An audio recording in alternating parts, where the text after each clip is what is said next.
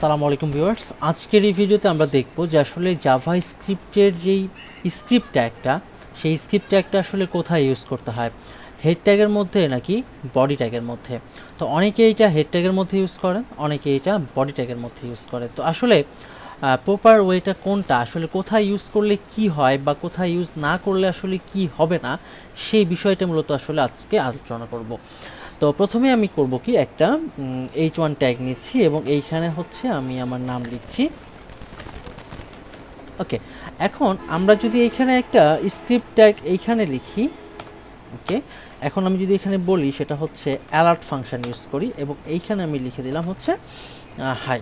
ওকে, আচ্ছা, এখন এইটা যদি আমরা লাইভ সার্ভারে নিয়ে যাই, তো কি আসছে, প্রথমে হাই আসছে, দেন আমার হচ্ছে আমার কন্টেন্টটা লোড হচ্ছে। ওকে ফাইন, এখন আমি সেম জিনিসটা যদি এটাকে কাট করে হেড ট্যাগের মধ্যে রাখি, দেন আমরা যদি যাই, সেম জিনিস কিন্তুই আসছে, তাই না? আচ্ছা, আমি যদি একটু নামটা চেঞ্জ করি, ওকে, এই যে আগে কিন্তু আমাদের হচ্ছে অ্যালার্টটা আসছে, দেন আমি কন্টেন্টটা দেখতে পাচ্ছি। তো এখানে কিন্তু আমরা কোনো চেঞ্জ পাচ্ছি না। ওকে, তো আমরা যদি আসলে চেঞ্জটা পাইতে চাই তাহলে আসলে একটু কীভাবে করতে হবে, হ্যাঁ? তো আমি করছি কি, এইখানে একটা আইডি দিচ্ছি, হ্যাঁ, ওকে, আইডি দিলাম, সেটা হচ্ছে আমি এখানে বললাম যে মাই নেম, হ্যাঁ, ওকে, ওকে ফাইন। এখন স্ক্রিপ্টটা এখানে রাখছি, রাখার পরে আমি এখানে একটা কাজ করব, সেটা হচ্ছে document dot get element by ID, আমার আইডি নামটা নিতে হবে এখানে। ওকে, আমার আইডি নামটা ছিল হলো মাই নেম। ওকে, আচ্ছা, আমরা এখানে সিঙ্গেল কোড দিতে পারি, ডাবল কোড দিতে পারি, সমস্যা নাই। ডট স্টাইল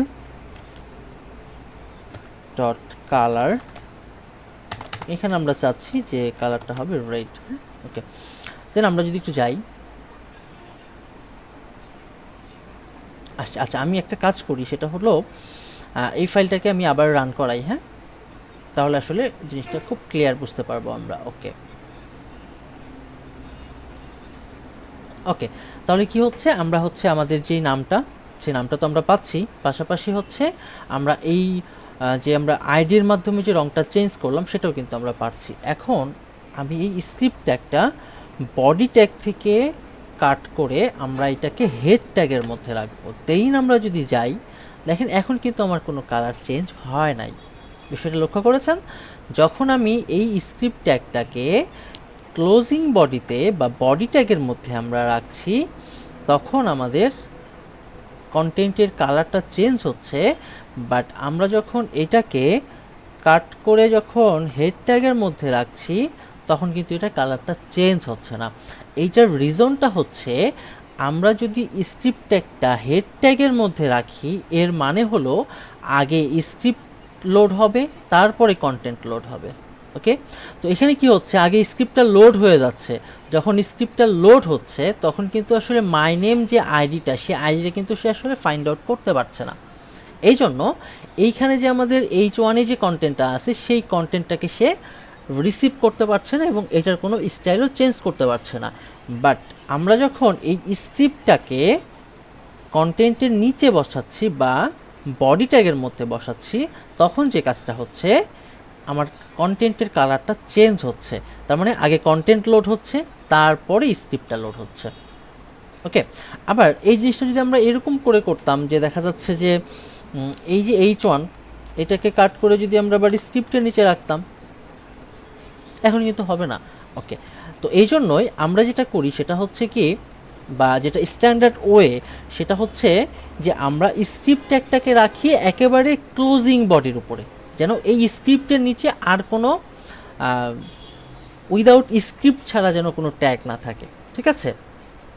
ওকে, এটা হচ্ছে একটা বিষয়। এখন বিষয় হলো আরেকটা, সেটা হচ্ছে যে না, আমি চাচ্ছি যে আসলে আমরা স্ক্রিপ্ট ট্যাগটাকে হেড ট্যাগের মধ্যেই রাখবো এবং আমার যেন এই আইডিটা বা অন্যান্য যে ক্লাস বা মোট কথা হচ্ছে সিলেক্টরগুলো যেন আসলে আমি সিলেক্ট করতে পারি। সেজন্য আমি চাচ্ছি কি যে না, আমি স্ক্রিপ্ট ট্যাগটাকে উপরেই রাখবো, আমি বডি ট্যাগে ইউজ করব না, স্ক্রিপ্ট ট্যাগটাকে আমি হেড ট্যাগে রাখবো, রেখে মূলত আসলে কাজ করাবো।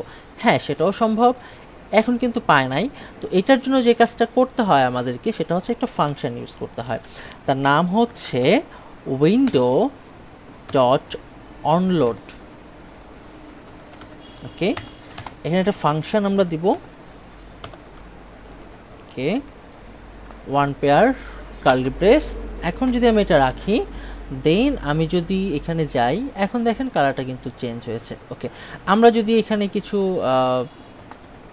অ্যাড করি, দেন আমরা যদি যাই, এই যে ঠিক আছে। তো আমরা যদি, তো এইখানে দেখেন কি হচ্ছে বিষয়টা, সেটা হলো যদি আমরা স্ক্রিপ্ট ট্যাগটা হেড ট্যাগের মধ্যে ইউজ করতে চাই, তাহলে উইন্ডো ডট অনলোড এর একটা ফাংশন তৈরি করতে হবে। ফাংশনের মধ্যে আমার যে স্টাইলগুলা বা আমার যেই কাজগুলা বা টাস্কগুলা, সেই টাস্কগুলো এখানে রাখতে হবে। ওকে, তাহলে আমার আসলে ডকুমেন্টে এই কাজটা করবে।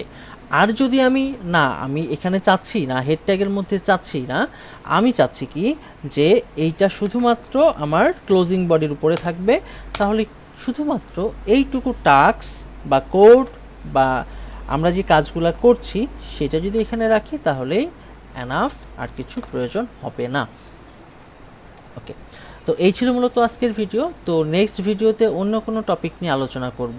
আর এই ভিডিও সংক্রান্ত কোনো প্রশ্ন যদি থেকে থাকে, অবশ্যই আপনি আমাকে ফেসবুকে বা ইউটিউবের কমেন্ট বক্সে আপনি আপনার মন্তব্য করবেন, প্রশ্ন করবেন, আমি যতটুকু সম্ভব সেই উত্তরটা দেওয়ার চেষ্টা করব। আসসালামু আলাইকুম।